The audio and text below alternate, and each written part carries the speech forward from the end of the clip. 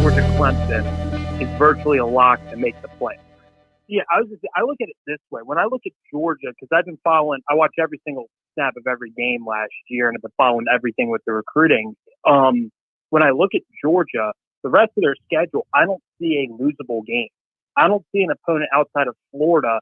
Every opponent on their schedule, I don't know what Auburn and Tennessee, their programs are on the downcline, with guys transferring out, with new coaches.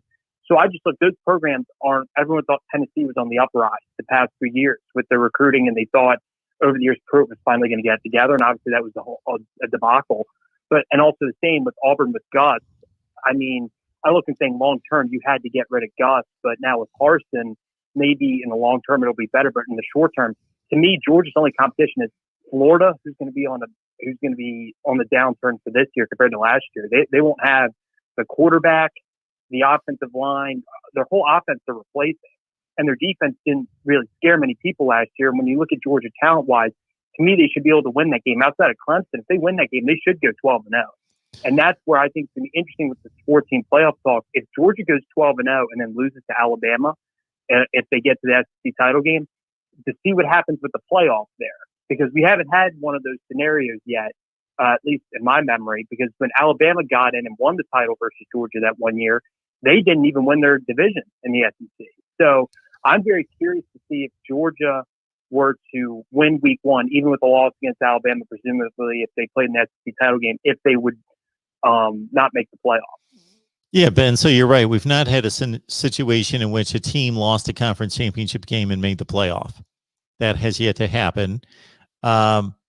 So I say Clemson's in really good shape because they, of course, play in the weaker conference. But as you mentioned, Georgia's competition in the SEC West is Auburn, of course, whom they play every year. And I believe they're coming up on Arkansas. It's going to be their other non-division opponent, correct? Yeah, that is correct. I think they play them at home this year. Yeah, so it's Arkansas. So they should win that game.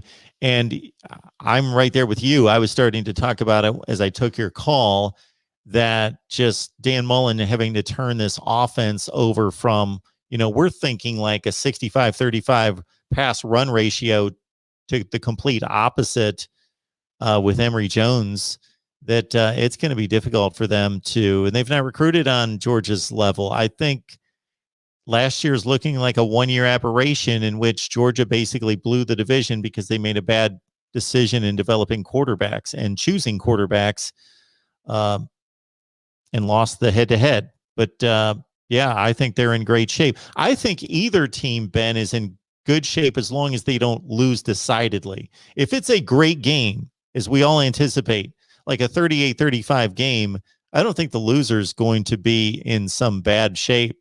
The playoff committee's barely going to register. As long as the other team... Yeah, I would agree with that. As long as the other team does what it's supposed to do and is expected to do. If Georgia loses 38-35 and Clemson goes out and wipes out the ACC and finishes undefeated, then, yeah, it's going to be judged as you lost to one of the 2 or 3 best teams in the country. Big deal. And it was a great game. Yeah, I would agree with that. But I would also say, like, this game, to me, when I look at the game itself, it's going to be, which I don't know if many people have talked about it, but the game is very similar. When you look at their strengths and weaknesses of both teams as well, I think in every area, the big weaknesses on both sides of the secondary's got a lot of unknowns, especially Clemson at safety, Georgia more at corner. And then you look at Georgia and Clemson, I think on the offensive side, even without Pickens, because Clemson could be without Ross. So it's kind of similar in that regard.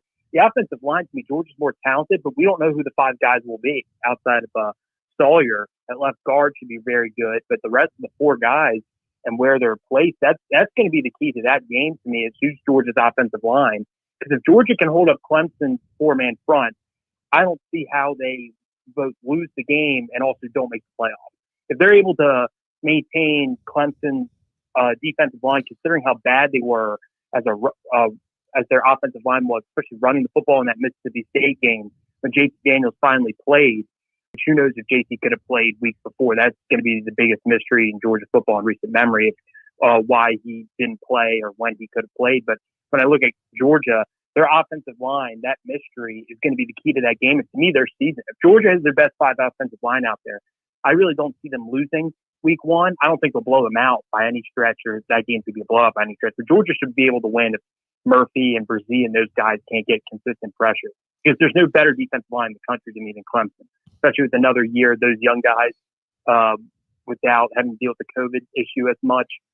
Clemson's defensive line should be the best in college football. And if they can hold up them, I mean, everywhere else, they look at linebacker and safety, that's where Georgia's going to attack them. They have tight ends and running backs, even without Pickens.